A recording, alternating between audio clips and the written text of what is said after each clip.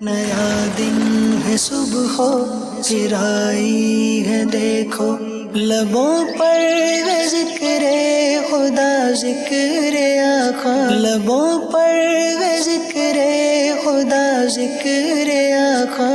الحمدللہ رب العالمین والصلاة والسلام علی سید الانبیاء والمرسلین، اما بعد فاعوذ باللہ من الشیطان الرجیم، بسم اللہ الرحمن الرحیم۔ الصلاة والسلام علیک یا رسول اللہ وعلی آلک واصحابک یا حبیب اللہ، الصلاة والسلام علیک یا نبی اللہ وعلی آلک واصحابک یا نور اللہ۔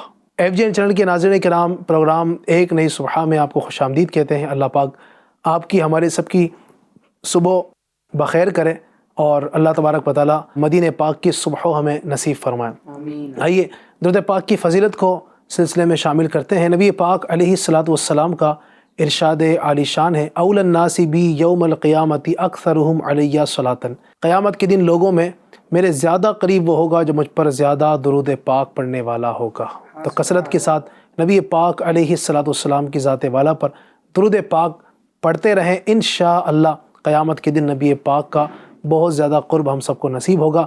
آئیے مل کر درود پاک پڑھتے ہیں۔ صلو علی الحبیب صلی اللہ تعالی علی محمد صلی اللہ تعالی علیہ وسلم۔ ناظرین کرام، پروگرام ایک نئی صبح میں ایک خاص ٹاپک کے اوپر ہم گفتگو کریں گے، اور آج کا ٹاپک جو ہے وہ ہے دشمنی۔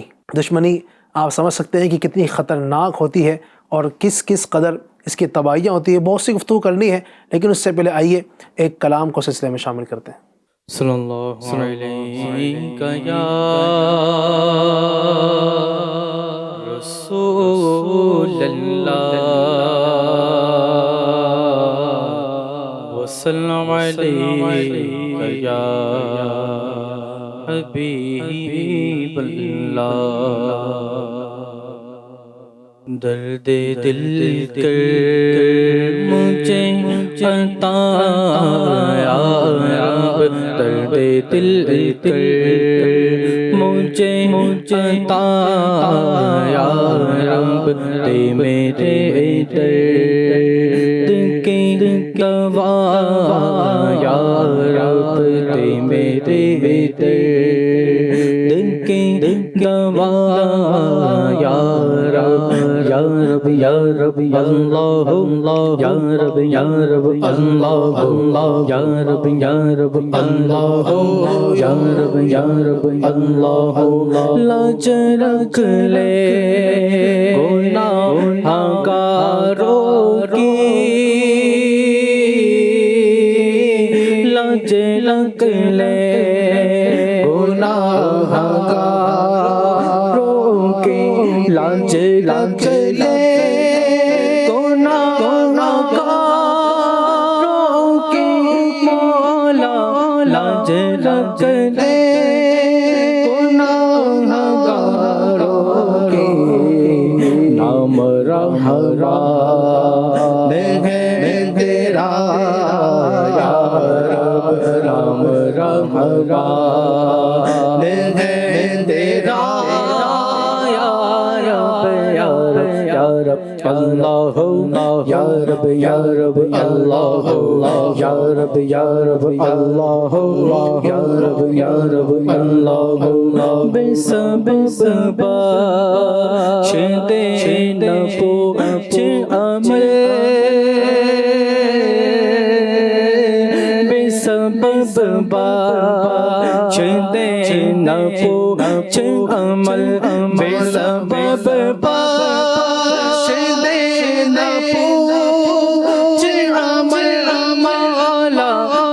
سبب بخش دے نہ پوچھ عمل، نام غفار ہے تیرا یا رب، نام غفار ہے تیرا یا رب، یا رب اللہ، یا رب یا رب اللہ، یا رب یا رب اللہ، یا رب یا رب اللہ۔ عیب میرے نہ کھول محشر میں، عیب میرے میرے نہ کھول محشر میں عیب میرے نہ کھول محشر میں مولا عیب میرے نہ کھول محشر میں نام ستار ہے تیرا یا رب نام ستار ہے تیرا یا رب یا رب یا رب اللہ یا رب یا رب اللہ یا رب یا رب اللہ یا رب یا رب اللہ تو نے میرے ذلیل ہاتھوں میں اللہ اللہ اللہ اللہ تو نے میرے ذلیل ہاتھوں میں تو نے میرے ذلیل ہاتھوں میں مولا تو نے میرے ذلیل ہاتھوں میں دامن مصطفیٰ دیا یا رب دامن مصطفیٰ دیا یا رب یا رب اللہ یا رب یا رب اللہ تو حسن کو اٹھا حسن کر کے تم ہمیں بھی اٹھا حسن کر کے اللہ اللہ اللہ اللہ اللہ اللہ تو حسن کو اٹھا حسن کر کے تو حسن کو اٹھا حسن کر کے مولا تو حسن کو اٹھا حسن کر کے مع الخير خاتمہ یا رب مع الخير خاتمہ یا رب یا رب اللہ یا رب یا رب اللہ دے دل مجھے عطا یا رب دے میرے درد کی دوا یا رب یا رب یا رب اللہ یا رب یا رب اللہ یا رب یا رب اللہ یا اللہ سبحان اللہ آمین آمین آمین بجاہ نبی امین صلی اللہ علیہ وسلم۔ ناظرین کرام، یقیناً ہر شخص اپنے دشمن سے نفرت کرتا ہے اور اس کے شر سے بچنے کی پوری کوشش کرتا ہے، اور دشمن جتنا زیادہ مضبوط ہو اس سے محفوظ رہنے کی اتنی ہی زیادہ تدبیر اور احتیاط کی جاتی ہے، اسی قدر حفاظتی تدابیر بھی زیادہ کی جاتی ہے۔ یاد رکھیے، انسان کا سب سے بڑا اور سب سے خطرناک ڈینجرس دشمن جو ہے وہ شیطان ہے۔ اولیاء کرام سے لے کر عام انسان تک ہر ایک سے دشمنی رکھتا اور ان کو بہکانے کے لیے طرح طرح کے ہیلے اور بہانے یہ شیطان استعمال کرتا ہے۔ اللہ پاک نے قرآن کریم میں کئی مقامات پر شیطان کی عداوت اور دشمنی کی پہچان کروائی ہے۔ انشاءاللہ الرحمن آج کے پروگرام میں ہم جو ہمارا سب سے خطرناک دشمن جو کہ شیطان ہے، انشاءاللہ الکریم اس کے حوالے سے بھی کچھ سنیں گے کہ وہ کتنا خطرناک دشمن ہے۔ اللہ تبارک و تعالیٰ ایک جگہ قرآن کریم میں ارشاد فرماتا ہے، بے شک شیطان انسان کا کھلا دشمن ہے۔ شیطان انسان کو بہکانے کے لیے ہر طرح کا ہیلا، ہر طرح کا حربہ آزماتا ہے، کسی طریقے سے اس کو راہ راست سے، سیدھے راستے سے ہٹانے میں کامیاب ہو جائے، یہاں تک کہ اس نے بڑے بڑے اولیاء کرام کو بہکانے کی کوششیں کی۔ یہاں تک آپ سوچئے کہ انبیاء کرام علیہم السلام کہ جو گناہوں سے پاک ہیں، جن سے گناہ ہو ہی نہیں سکتے ہیں، شیطان کو پتہ ہے کہ یہ گناہ سے پاک ہے، لیکن اس نے پھر بھی ان کو بہکانے کی کوشش کی، لیکن اللہ تبارک و تعالیٰ نے شیطان کے بہکاووں سے ان کو محفوظ رکھا اور وہ شیطان کے بہکاووں میں نہیں آئے۔ اولیاء کرام کے سردار حضور سیدنا غوث پاک رحمۃ اللہ تعالی علیہ، سبحان اللہ، اولیاء کرام کے سردار ہیں، سید الاولیاء ہیں۔ آپ رضی اللہ تعالیٰ عنہ سفر فرما رہے تھے۔ اب غور کیجئے شیطان کتنا مکار ہے۔ تو سفر کے دوران چند دن آپ نے ایک ایسے مقام پر قیام فرمایا جہاں پانی نہیں تھا۔ جب غوث پاک کو پیاس کی شدت محسوس ہوئی تو بارش ہونے لگی، جس سے آپ سیراب ہو گئے۔ پھر آپ رحمۃ اللہ علیہ نے آسمان پر ایک نور دیکھا جس سے ایک کنارہ روشن ہو گیا اور ایک شکل ظاہر ہوئی۔ اس سے یہ آواز آئی، اے عبد القادر، میں تیرا رب ہوں اور میں نے تم پر حرام چیزیں حلال کر دی ہیں۔ یہ سن کر آپ رحمۃ اللہ علیہ نے اعوذ باللہ من الشیطان الرجیم پڑھ کر فرمایا، اے شیطان لعین دور ہو جا۔ تو روشن کنارہ اندھیرے میں بدل گیا اور وہ شکل دھواں بن گئی۔ پھر شیطان نے یوں وار کیا، اے عبد القادر، تم مجھ سے اپنے علم، اپنے رب کے حکم اور اپنے مراتب کے سلسلے میں سمجھ بوجھ کے ذریعے نجات پا گئے، اور میں نے ایسے 70 مشائخ کو گمراہ کر دیا۔ انسان کے دشمن شیطان کے اس وار کو بھی ہمارے حضور غوث پاک نے یہ فرما کر ناکام فرما دیا، یہ صرف میرے رب کا فضل و احسان ہے۔ جب آپ رحمۃ اللہ علیہ سے دریافت کیا گیا، پوچھا گیا آپ نے کس طرح جانا کہ وہ شیطان ہے، تو آپ رحمۃ اللہ علیہ نے ارشاد فرمایا، اس کی اس بات سے کہ بے شک میں نے تیرے لیے حرام چیزوں کو حلال کر دیا۔ تو شیطان اتنا بڑا انسانوں کا کھلا دشمن ہے کہ اس نے اولیاء کرام کے جو سردار ہیں حضور غوث پاک رحمۃ اللہ علیہ، ان کو بھی بہکانے کی کوشش کی، لیکن چونکہ ان پر خدا کا خاص فضل تھا، وہ ظاہری بات ہے شیطان سے دبنے والے نہیں تھے، اور آپ نے شیطان سے جیت حاصل کی۔ ناظرین کرام، تو یہ ہے شیطان کا وار کس طریقے سے، اور یاد رکھیے ہمارا سب سے خطرناک دشمن وہ شیطان ہے۔ اگر اس سے بچنے میں کامیاب ہو جاتے ہیں تو انشاءاللہ تبارک و تعالی ہم دنیا کے اندر سکون کے ساتھ زندگی گزاریں گے، اور انشاءاللہ آخرت میں بھی بیڑا پار ہوگا۔ لیکن دیکھا ہی جاتا ہے کہ ہم دنیا کے اندر بھی اپنے مسلمانوں کے ساتھ دشمنی رکھتے ہیں، مسلمانوں کے ساتھ معاذ اللہ دل کے اندر بغض رکھتے ہیں، دشمنی رکھتے ہیں۔ ہونا تو چاہیے دشمنی شیطان کے ساتھ، لیکن ہم کر رہے ہوتے ہیں اپنے بھائیوں کے ساتھ۔ آئیے سنتے ہیں آج کے پروگرام میں، سنتے ہیں کہ یہ شیطان جو ہمیں دشمنی کی طرف ورغلاتا ہے، اپنے مسلمان بھائیوں کے ساتھ کینے کے اندر، بغض کے اندر مبتلا کرتا ہے، اس سے کیسے چھٹکارا حاصل کیا جائے، اس کا علاج کیا ہوگا، کینہ کسے کہتے ہیں، اور مسلمانوں کے ساتھ یہ جو بڑھتا چلا جا رہا ہے اس کا کیا علاج ہے۔ میں چاہوں گا کہ اعظم بھائی اس طرف ہماری اگر توجہ دلائیں آپ، اور ناظرین کو اس بات سے آگاہ کریں کہ کینہ کیا ہوتا ہے اور اس کی وجہ سے کیا کیا انسان جو ہے نا گناہوں کے اندر مبتلا ہوتا ہے، اس کا علاج کیا ہے۔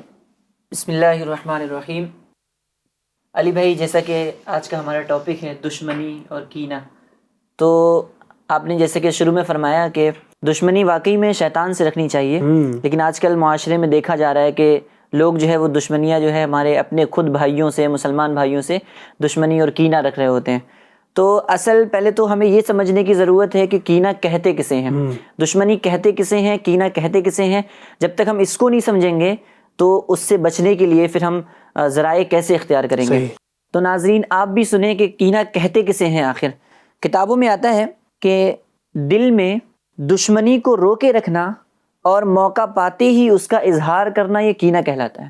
حجت الاسلام حضرت سیدنا امام محمد بن محمد غزالی رحمۃ اللہ تعالی علیہ احیاء العلوم میں کینے کی تعریف نقل کرتے ہوئے فرماتے ہیں، آپ فرماتے ہیں کہ کینہ یہ ہے کہ انسان اپنے دل میں کسی کو بوجھ جانے اور اس سے دشمنی اور بغض رکھے اور نفرت کرے، اور یہ کیفیت ہمیشہ ہمیشہ باقی رہے، تو یہ کینہ بن جاتا ہے۔ ہم نے بھی دیکھا ہے کہ معاشرے کے اندر کچھ لوگ ایسے پائے جاتے ہیں کہ وہ یہ تلاش میں ہوتے ہیں کہ کہیں نہ کہیں سے موقع مل جائے کہ میں اپنی دشمنی کا جو ہے وہ بدلہ لے لوں کسی سے، اور کسی نہ کسی کا نقصان کر دوں۔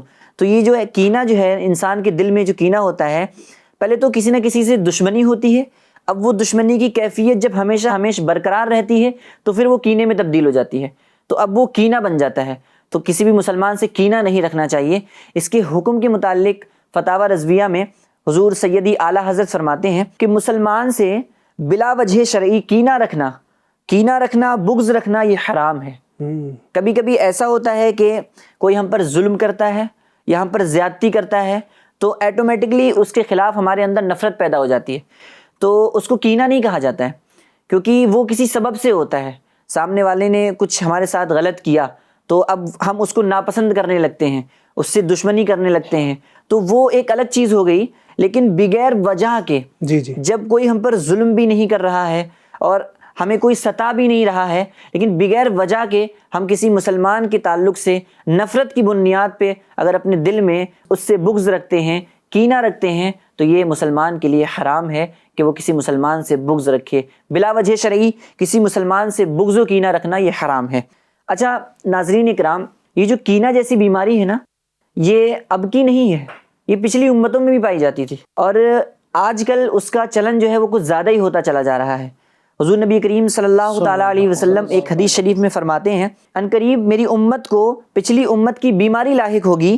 تو صحابہ اکرام نے عرض کی، یا رسول اللہ صلی اللہ تعالیٰ علیہ وسلم پچھلی امتوں کی بیماری کیا ہے؟ تو حضور نبی کریم صلی اللہ تعالیٰ علیہ وسلم نے ارشاد فرمایا کہ اترانا، ایک دوسرے کی غیبت کرنا، اور دنیا میں ایک دوسرے پر سبقت کرنے کی خواہش کرنا، اور آپس میں بغض رکھنا، کینہ رکھنا، یہ پچھلی امتوں کی بیماری ہے. تو یہ آج کے دور کی بیماری نہیں ہے، یہ پچھلی امتوں سے چلی آ رہی ہے. اللہ تبارک و تعالی ہمیں اس سے بچتے ہوئے اپنے دل میں مسلمانوں کے لیے محبتیں پیدا کرنے کی توفیق عطا فرمائے. اچھا، یہ بغض و کینہ جو ہے اس کے نقصانات بھی ظاہر بات ہے بہت سارے ہوں گے، تو اس کے کیا نقصانات ہو سکتے ہیں؟ علی بھائی اس کے واقعی میں بہت سارے نقصانات ہیں، اور ہم اس کے نقصانات دیکھ بھی رہے ہوتے ہیں کہ زمانے میں ہمارے ساتھ وہ نقصانات پیش بھی آتے ہیں. اس کو اگر ہم دیکھیں کہ ہمارے بغض و کینہ رکھنے سے کیا دینی نقصانات ہوں گے اور کیا دنیاوی نقصانات ہوں گے. تو اگر ہم دینی نقصانات کی بات کریں تو بغض و کینہ رکھنے والا انسان جو ہے وہ مستحق کے نار ہوگا، جہنم میں جائے گا. ایک حدیث شریف میں ہے، اللہ کے رسول صلی اللہ تعالیٰ علیہ وسلم ارشاد فرماتے ہیں، ان النمیمۃ والحقد فی النار لا یجتمعان فی قلب مسلم. آقا فرماتے ہیں کہ بے شک چغل خوری اور کینہ پروری جہنم میں ہیں، یہ دونوں کسی مسلمان کے دل میں جمع نہیں ہو سکتی. اب ذرا غور کریں کہ کوئی مسلمان اپنے دل میں کینہ کیسے رکھ سکتا ہے. حضور تو فرما رہے ہیں کہ کسی مسلمان کے دل میں جو ہے وہ کینہ نہیں ہو سکتا. تو یہ جو کینہ ہے، یہ جو بغض ہے رکھنے والا، اس کا نقصان یہ ہوگا کہ وہ جہنم میں داخل ہوگا. اور دوسرا نقصان کہ اس کی بخشش نہیں ہوگی، مغفرت نہیں ہوگی. ایک روایت میں آتا ہے کہ اللہ کے رسول صلی اللہ تعالیٰ علیہ وسلم ارشاد فرماتے ہیں، آقا فرماتے ہیں کہ اللہ تبارک و تعالیٰ ماہ شعبان کی 15ویں رات کو اپنے بندوں پر اپنی قدرت کے شایع نشان تجلی فرماتا ہے. سبحان اللہ. اور فرمایا مغفرت چاہنے والوں کی مغفرت فرماتا ہے، اور رحم طلب کرنے والوں پر رحم فرماتا ہے، جبکہ کینہ رکھنے والوں کو ان کی حالت پر چھوڑ دیتا ہے. یعنی ان کی بخشش بھی نہیں ہوتی ہے، ان کی مغفرت بھی نہیں ہوتی ہے. تو اگر دینی لحاظ سے ہم یہ دیکھیں کہ کیسا کیسا نقصان جھیلنا پڑے گا، تو وہ حساب و کتاب کے بعد اسے جہنم میں جانا پڑے گا، اور اس کی بخشش بھی نہیں ہوتی ہے. تو اگر دنیاوی نقصان کی بات کریں تو یہ ہمارے سامنے آیا ہے کہ جب بندہ بغض و کینہ رکھتا ہے تو اس کے دل سے جو ہے وہ سکون چلا جاتا ہے. اور جب سکون چلا جاتا ہے تو کسی مسلمان کے بارے میں اس کے ذہن و گمان میں بس ٹینشن ہو جاتی ہے. وہ موقع تلاش کرتا ہے کہ کوئی موقع مل جائے مجھے کہ میں بس اس کی بے عزتی کر دوں یا اس کا کوئی نقصان کر دوں. تو سکون جو ہے نا، قلبی سکون جو ہے وہ اس سے رخصت ہو جاتا ہے. اور مسلمانوں میں بھائی چارگی بالکل نہیں رہتی ہے. اگر ہم احادیث کا جائزہ لیں کہ اگر ہم ان کو اپنی زندگی میں اپلائی کریں تو واقعی میں ہماری زندگی ایک کامیاب زندگی ہوگی. حضور نبی کریم صلی اللہ تعالیٰ علیہ وسلم ارشاد فرماتے ہیں ایک حدیث شریف میں، آپس میں حسد نہ کرو، آپس میں بغض و عداوت نہ رکھو. آگے فرماتے ہیں کہ پیٹھ پیچھے ایک دوسرے کی برائی بیان نہ کرو، اور اے اللہ کے بندو بھائی بھائی ہو جاؤ.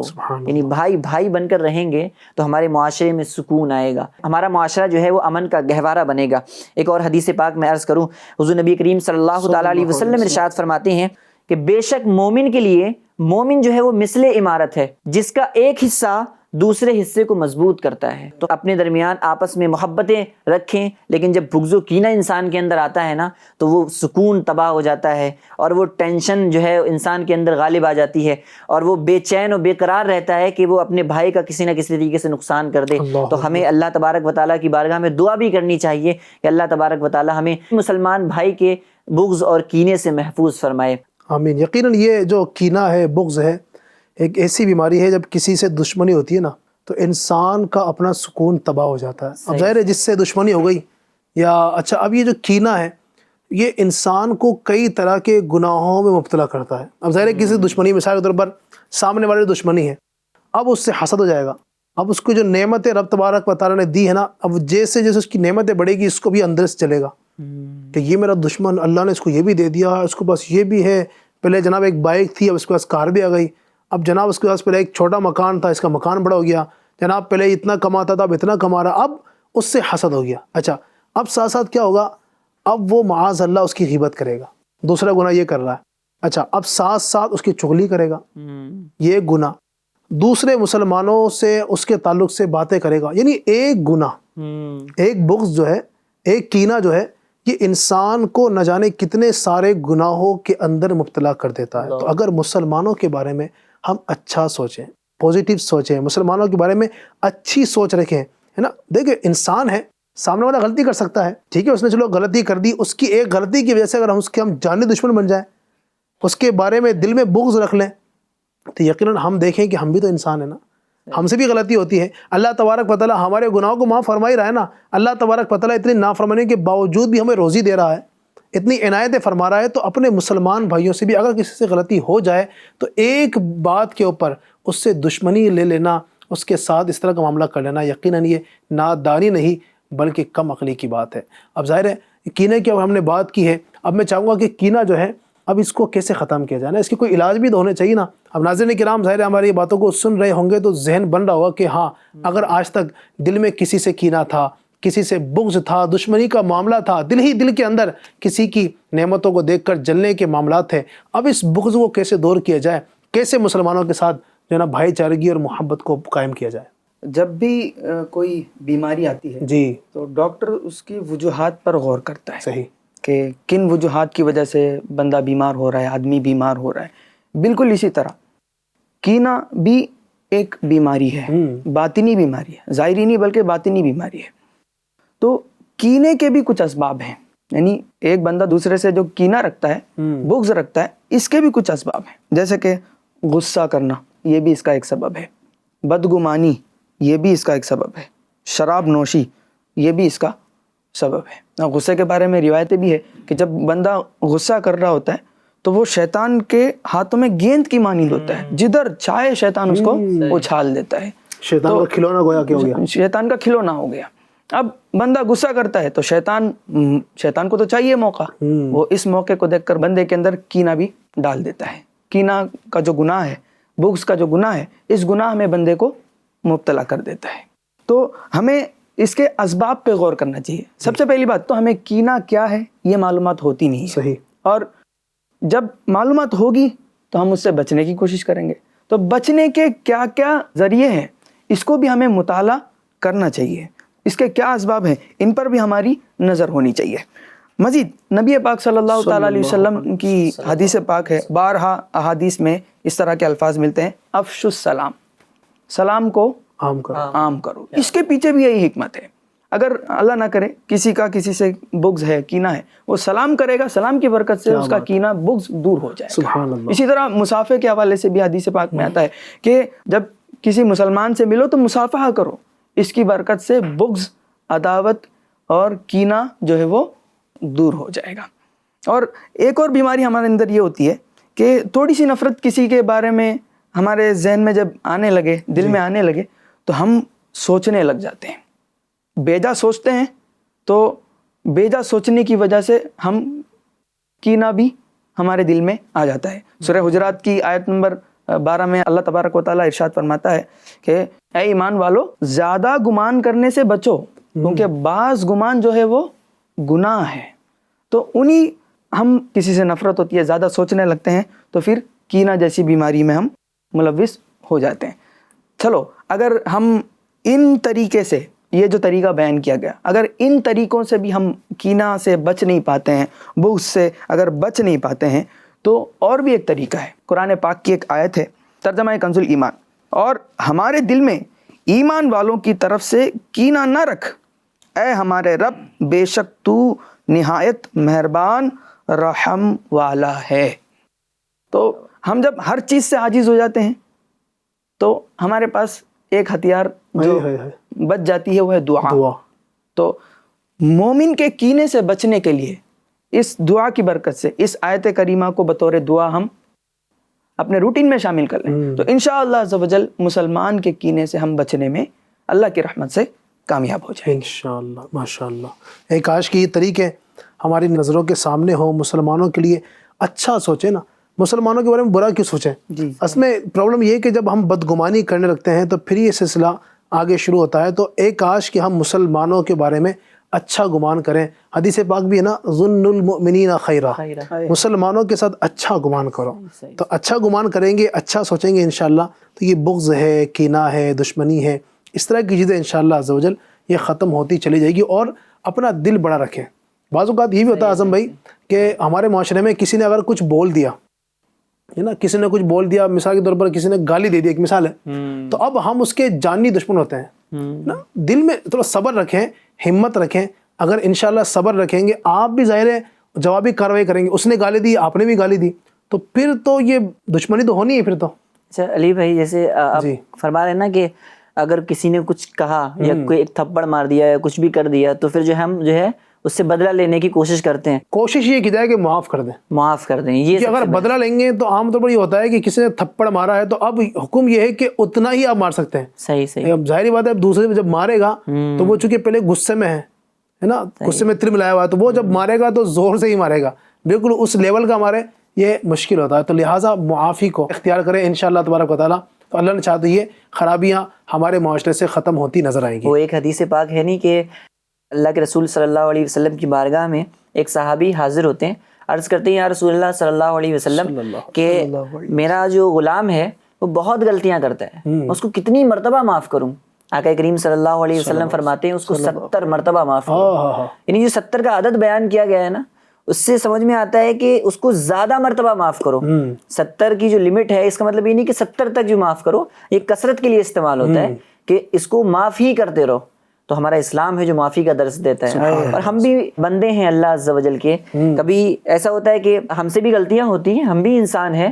تو جب اللہ تبارک و تعالیٰ ہماری پکڑ نہیں فرماتا ہے، ہمیں روزانہ روزی دے رہا ہوتا ہے، نعمتوں سے لطف اندوز ہو رہے ہوتے ہیں، اور وہ ہمیں معاف کر رہا ہوتا ہے، تو ہم بھی اللہ کے بندوں کو معاف کریں، ہم بھی جو ہے مسلمانوں کو معاف کریں. تو یہی ہمارا اسلام ہمیں بتاتا ہے. سبحان اللہ، سبحان اللہ. ایک کاش کی یہ ذہن بن جائے انشاءاللہ، پھر یہ جو دشمنی اور یہ جو کینہ ہے انشاءاللہ یہ ختم ہوتا نظر آئے گا. اور دشمنی کا ایک بہت بڑا سبب جو ہوتا ہے، انسان کو جب کسی سے دشمنی ہوتی ہے نا تو اب اس کی چغلی میں مبتلا ہو جاتا ہے. صحیح. اور چغلی جو ہے، چغل خور کو تو کہا جاتا ہے کہ چغل خور یہ محبتوں کا چور ہے. چغل خور جو ہوتا ہے نا، یہ بنی بنائی محبتیں بگاڑ دیتا ہے. جب چغل خور جب اپنی کرنے پر آتا ہے تو بعض اوقات یہ میاں بیوی کے اندر لڑائی ڈلوا دیتا ہے، باپ بیٹے کے اندر جدائی کی ڈلوا دیتا ہے، دوست کو پکا دشمن بنا دیتا ہے. جی ہاں، رشتہ داروں کو لڑوا دیتا ہے. اس قدر یہ خطرناک ہے. اس کی طرف بڑھنے سے پہلے میں چاہوں گا کہ چغل خوری کے پر بھی کچھ کلام ہو، لیکن اس سے پہلے آئیے ایک کلام سلسلے میں شامل کر لیتے ہیں.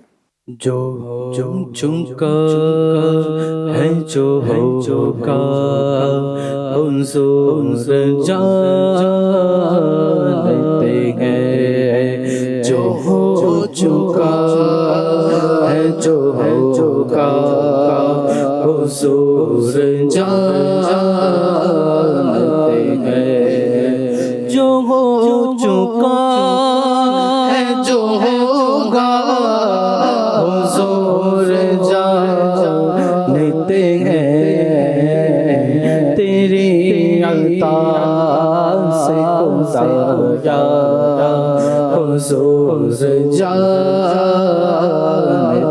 ہیں، تیری عطا سے خدایا حضور جانتے ہیں. وہ مومنوں کی تو جانوں سے بھی قریب ہوئے،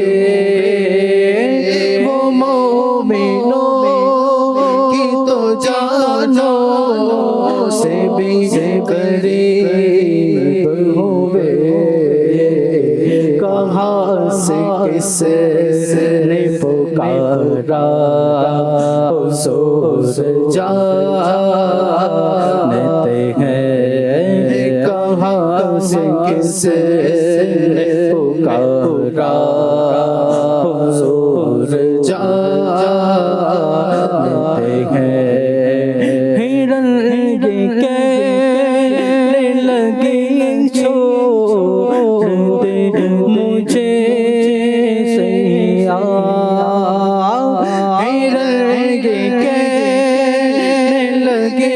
چھوڑ دے مجھے سیاں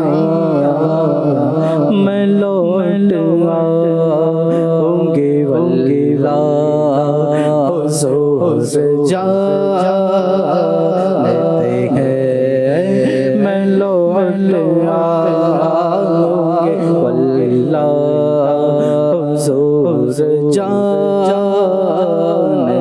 ہیں میں ان کی بات کروں یہ کہاں میری اوقات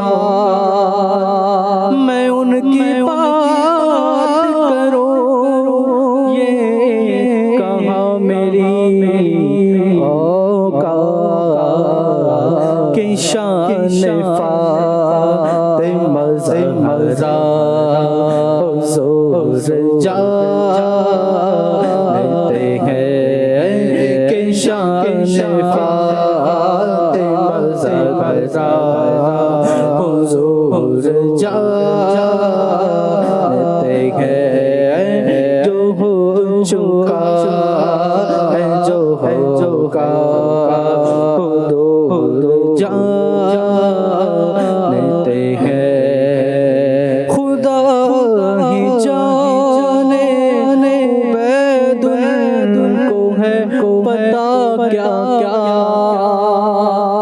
خدا ہی جانے عبید کو ہے پتا کیا کیا ہمیں پتا ہے بس بسا حضور جانتے ہیں ہمیں پتا ہے بس بسا حضور جانتے ہیں جو ہو چکا ہے جو ہو چکا حضور جانتے ہیں تیری عطا سے خدایا حضور جانتے ہیں۔ سبحان اللہ سبحان اللہ سبحان اللہ۔ جی ناظرین کرام، آپ گفتگو سن رہے تھے ہماری دشمنی کے حوالے سے، اور دشمنی میں ایک بہت بڑا رول جو ہے وہ دشمنی پیدا ہوتی ہے انسان کے کینے سے۔ جب دل میں کینہ پیدا ہوتا ہے، مسلمان کے بارے میں جب غلط چیزیں دل میں آنے لگتی ہیں، بغض پیدا ہوتا ہے، تو یہی چیز ہوتی ہے جو انسان کو دشمنی کی طرف ابھارتی ہے۔ اور ایک اور چیز جو ہماری محبتوں کو پامال کر دیتی ہے، محبتوں کو فاش کر دیتی ہے، وہ ہے چغلی۔ اور چغلی ایسی بری عادت ہے، اللہ تبارک و تعالیٰ نے قرآن مجید کے اندر بھی اس کی مذمت بیان فرمائی۔ اللہ تعالیٰ ارشاد فرماتا ہے پارہ 30 سورۃ الہمزہ میں، وَيْلٌ لِكُلِّ هُمَزَةٍ لُمَزَةٍ، ترجمہ خرابی ہے اس کے لیے جو لوگوں کے منہ پر عیب کرے، پیٹھ پیچھے بدی کرے۔ ایک اور جگہ پر اللہ تبارک و تعالیٰ ارشاد فرماتا ہے، مواخذہ تو انہی پر ہے جو لوگوں پر ظلم کرتے ہیں اور زمین میں ناحق سرکشی پھیلاتے ہیں۔ چغل خور بھی اس آیت کریمہ میں دیے گئے حکم میں داخل ہے۔ پیارے آقا مدینے والے مصطفیٰ صلی اللہ علیہ وسلم کی حدیث پاک بھی اس کی تائید کرتی ہے، جیسا کہ پیارے آقا کا ارشاد حقیقت بنیاد ہے، بے شک لوگوں میں سے وہ لوگ برے ہیں جن سے لوگ محض ان کے شر کی وجہ سے بچتے ہوں۔ اور چغل خور ایسا ہے کہ چغل خور سے ہر ایک بچتا ہے۔ اگر پتہ لگ جائے نا کہ انسان چغلی کرتا ہے تو انسان اسے اپنے پاس نہیں بٹھائے گا۔ اس سے پتہ ہے اگر میں نے اپنے پاس بٹھایا تو ادھر کی بات ادھر لگائے گا، میں نے یہاں سے بولا کچھ کہے گا کچھ اور۔ تو یہ چغل خور جو ہے محبتوں کا چور ہے، اور بہت زیادہ تباہیاں معاشرے کے اندر یہ چغل خور جو ہے پھیلاتے ہیں۔ اللہ تبارک و تعالی ہم سب کو اس بری عادت سے بچنے کی توفیق عطا فرمائے۔ سبحان بھائی کیا فرمائیں گے، کیسے دیکھتے ہیں آپ چغلی کو، اور چغلی کے کیا کیا نقصانات ہیں، اور معاشرے کے اندر چغلیاں پھیل رہی ہیں، اس کی وجہ سے کیا کیا تباہیاں ہو رہی ہیں؟ جی علی بھائی، کچھ حدیثیں انشاءاللہ جی چغل خوری کے حوالے سے پہلے میں پیش کروں گا۔ نبی پاک صلی اللہ تعالی علیہ وسلم نے ارشاد فرمایا، چغل خور جو ہے نا وہ جنت سے محروم ہو جاتا ہے۔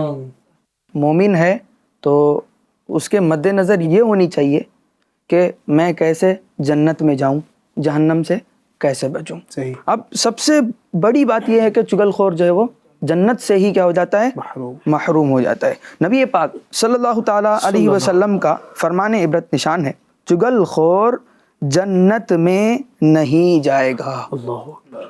یہ جو حدیث پاک ہے اس کے اندر نمام کا لفظ استعمال کیا گیا ہے، یعنی نمام چگل خوری کرنے والے کو کہتے ہیں.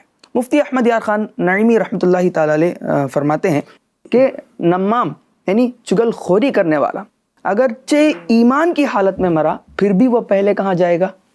جہنم میں جائے گا. چگل خوری کی سزا کاٹے گا، پھر سزا مکمل ہونے کے بعد وہ جنت میں جائے گا. اگرچہ وہ ایمان کی حالت میں مرے پھر بھی وہ پہلے جہنم میں جائے گا، پھر چگل خوری کی سزا. اور جہنم کا ظاہری بات ہے کہ ایک لمحہ جہنم میں چلے جانا یہ بہت بہت بڑی مطلب کہ یہ ایک سزا ہے. جی روایتوں میں آتا ہے کہ آج کل کی جو آگ ہے، دنیاوی جو آگ ہے، ہم تھوڑا سا آگ کے قریب ہو جاتے ہیں تو اس کی تپش ہم برداشت نہیں کر پاتے. صحیح بات. تو روایتوں میں آتا ہے کہ جہنم کی آگ سے بندے کو اٹھا کر جب دنیاوی آگ میں ڈال دیا جائے گا تو وہ چین کی نیند سوئے گا. اس کو احساس تک نہیں ہوگا کہ وہ میں آگ میں سویا ہوں، کیونکہ اتنی زیادہ تپش جہنم کے آگ کے اندر ہوگی. تو اب ہماری کیفیت کیا ہے کہ ہم دنیاوی آگ کو برداشت نہیں کر پا رہے، تو جہنم کی آگ کو ہم کیسے برداشت کر پائیں گے؟ اللہم اجرنا من النار. اللہ پاک ہم سب کو جہنم کی آگ سے محفوظ فرمائے. آمین. اور دو روایتیں انشاءاللہ میں بیان کرتا ہوں. نبی پاک صلی اللہ تعالیٰ علیہ وسلم کا فرمان ہے، بے شک چگل خوری کرنے والا اور کینہ رکھنے والا دوزخ میں ہے. اللہ اکبر.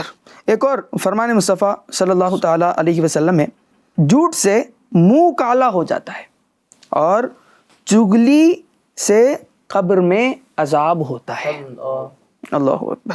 اب معاشرے میں چگلی کو اتنا بڑا نہیں سمجھا جاتا، بالکل ایک دم عام ہے، یہ ہر کوئی مطلب لگا رہتا ہے اس میں. اب جیسے آپ نے فرمایا کہ چغل خوری کرنا یہ محبتوں کو ختم کر دیتا ہے. چغل خور جو ہے محبتوں کا چور ہے. ہاں، چغل خور محبتوں کا چور ہے. آخر میں بس میں چاہوں گا کہ چونکہ پروگرام کا وقت ہمارا یہ بالکل اختتام کی طرح بلکہ ختم ہو گیا ہے، لیکن میں چاہوں گا اعظم بھائی اب چغل خوری تو معاشرے میں ہو رہی ہے، اس کا علاج بھی اگر بتایا جائے کہ چغل خوری کیسے ختم کی جائے. اس کے علاج تو ویسے بہت سارے ہیں، لیکن اگر میں شارٹ میں کہوں تو انسان جو ہے وہ کم بولنا شروع کر دے. یہ چغل خوری جو آتی ہے نا، بات چلتی جاتی ہے، جب بات کرتا جاتا ہے بندہ کرتا جاتا ہے تو ایک وقت ایسا آتا ہے نا کہ اسی بات کے درمیان جو ہے وہ چگلیاں شروع ہو جاتی ہیں، غیبتیں شروع ہو جاتی ہیں. تو بس اتنا کر لے کہ وہ کم بولنا شروع کر دے، جہاں پہ اس کی ضرورت ہو وہاں پر بولے اور جہاں ضرورت نہ ہو وہاں پر خاموش ہو جائے. وہ ہے نہیں کہ ایک چپ سو سکھ. ایک حدیث شریف میں آپ کو سناؤں، اللہ کے رسول فرماتے ہیں کہ جس شخص کی گفتگو زیادہ ہو اس کی غلطیاں بھی زیادہ ہوں گے، اور یہ ریئلٹی ہے. جس شخص کی گفتگو زیادہ ہو اس کی غلطی بھی زیادہ ہوتی ہے، اور جس شخص کی غلطیاں زیادہ ہوتی ہیں تو اس کے گناہ بھی زیادہ ہوتے ہیں، اور جس شخص کے گناہ زیادہ ہوں گے تو وہ جہنم میں جانے کا اتنا ہی زیادہ لائق ہوگا. حدیث پاک بھی ہے، من سمتا نجا، جو خاموش رہا اس نے نجات پائی. جی. تو کبھی ایسا ہوتا ہے علی بھائی کہ ہم جو ہے وہ خاموش رہ کے پچھتا رہے ہوتے ہیں کہ مجھے اس موقع پہ بول دینا چاہیے تھا، اور کبھی ایسا ہوتا ہے کہ ہم زیادہ بول کر پچھتا رہے ہوتے ہیں کہ مجھے اس موقع پہ نہیں بولنا چاہیے تھا. تو ایک دانا شخص نے کہا ہے کہ خاموش رہ کر پچھتانا یہ بول کر پچھتانے سے زیادہ بہتر ہے کہ بندہ جو ہے وہ خاموش رہ کر پچھتا لے. صحیح. بول کے جب بندہ پھنس جاتا ہے نا تو پھر پچھتانا اس کے کوئی کام نہیں آتا ہے. صحیح. تو کم بولنا یہ اس کا علاج ہے. اگر انسان کم بولے گا تو چغل خوری سے بھی انشاءاللہ بچ جائے گا. ماشاءاللہ. تو ناظرین کرام، بہت ساری گفتگو آج ہوئی ہے، اور دشمنی چونکہ بیسیکلی ہمارا ایک ٹاپک تھا آج کا، تو دشمنی اگر چاہتے ہیں کہ ختم کریں تو اس کے لیے مسلمانوں کے ساتھ مل کر رہیں، اپنے بھائیوں کے ساتھ مل کر رہیں، آپس میں بھائی چارگی کو مضبوط کریں. دلوں کے اندر مسلمانوں کا جو کینہ ہے، دشمنی ہے، بغض ہے، یہ جو گندگی ہے دلوں کے اندر، ان سے اپنے دل کو پاک کریں. اپنے مسلمان بھائیوں کے ساتھ مل کر رہیں، کھانے میں ان کو بلائیں. اچھا، گھروں کے اندر بعض اوقات رشتہ داروں کے اندر کئی سالوں سے وہ لڑائیاں چلتی آ رہی ہوتی ہے ایک چھوٹی سی بات کے اوپر. بھائی کیوں اس نے میں دعوت میں نہیں بلایا تھا؟ اب وہ والد صاحب جب جناب وہ مرنے کا وقت آتا ہے تو اپنے بچوں کو وصیت کر کے مرتے ہیں کہ خبردار کہ میرے جنازے میں اس نے ہاتھ لگایا تھا، اس کو میرے جنازے میں مت بلانا، اس کے گھر مت جانا. اب ایک چھوٹی سی بات کے اوپر دعوت پہ نہیں بلایا تھا، پورا گھر جناب وہ اس سے دور ہو گیا. تو ایسا نہیں ہونا چاہیے. دل بڑا رکھیں، مسلمانوں کے بارے میں اچھا سوچیں، انشاءاللہ تبارک و تعالی ہم سکون سے زندگی گزاریں گے اور انشاءاللہ ہمارا بیڑا پار ہوگا۔ اللہ تبارک و تعالی ہم سب کو دشمنی سے بچنے اور محبت عام کرنے کی توفیق عطا فرمائے۔ FGN چینل دیکھتے رہیں گے انشاءاللہ، تو اس طرح کی پیاری پیاری باتیں آپ کو سیکھنے کا موقع ملتا رہے گا۔ FGN چینل دیکھتے اور دکھاتے رہیے۔ صلو علی الحبیب صلی اللہ تعالی محمد صلی اللہ علیہ وسلم۔ نیا دن ہے صبح پھر آئی ہے دیکھو، لبوں پر ہے ذکر خدا ذکر آقا، لبوں پر ہے ذکر خدا ذکر آقا۔